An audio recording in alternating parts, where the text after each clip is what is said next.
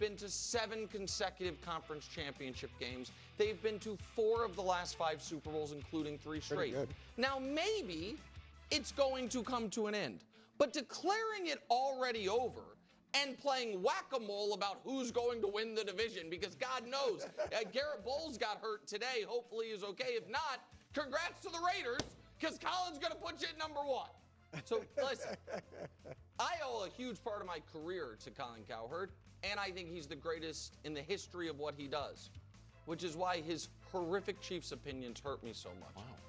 So I just want him to do better, or go to one of those fancy doctors in Chicago and get something for the Chiefs derangement syndrome. He's coming down with a bad case. Brew, for the second time in the NFL offseason, I am putting Mike McDaniel in the Dolphins. Jeez Louise. On the bud list. You are really on McDaniel. I like Mike McDaniel. No, you do? Yes, I do. I want to like him. Yes, everything I see from him, I usually like. But they're doing joint practices with the Lions. And if I had my choice of teams I wouldn't want to have a joint practice with, I agree with that. Lions might be my #1 draft pick. So now, unfortunately, Grant Stewart did an interview before these joint practices. He said, I don't know if they practice how we practice. The full quote, I don't know if they're ready.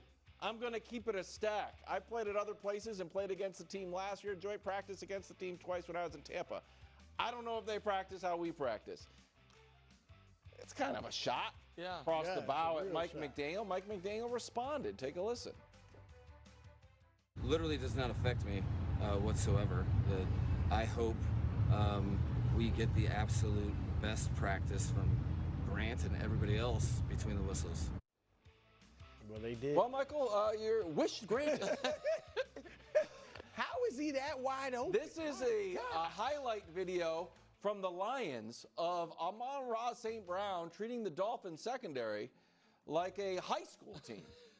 Now, I know you might be thinking, well, you know, edited videos, social media nowadays, anybody can slice up all of Amon-Ra St. Brown's highlights and just say he cooked them all practice. What about people that were actually there, boots on the ground? Let's see what they reported. Dolphins get embarrassed during disastrous scrimmage versus Lions.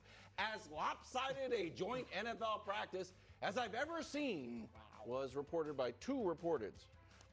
So Dolphins open up in Indianapolis week 1. It's not going to be pretty. As much as I want to root for the Dolphins, Brew, it's bad signs coming out of Miami. That was an excellent addition to the bud list.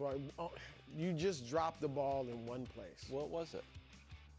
We should have had the breakdancers here. This would have been perfect for the break. They were out there breakdancing. That's what happened. First, a few things. One, if I brought out the breakdancers, it would tear the show apart. I mean, you tell me, and then I take credit for it. Okay, that would have worked out. Can I just add that one thing an owner doesn't like to hear is that his team is soft.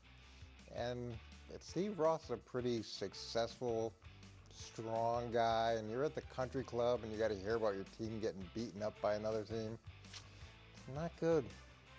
Not good. Embarrassed was the word, yeah. It's not That's good. tough. And they are a soft team. I mean, they're a soft team.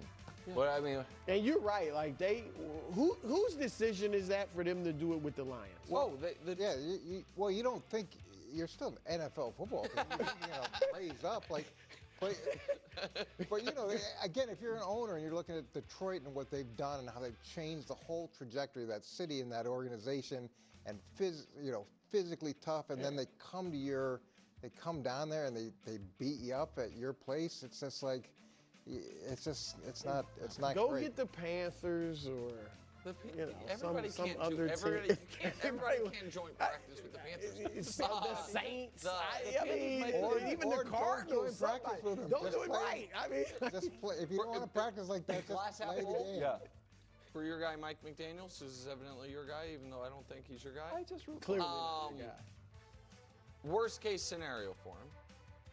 He just goes back to San Francisco and is the offensive coordinator in a year, and it's a great spot for him. I'm not being. I'm serious. No, you know what I mean? Like if he gets fired, I think Shanahan would bring him back like he brought back Saleh.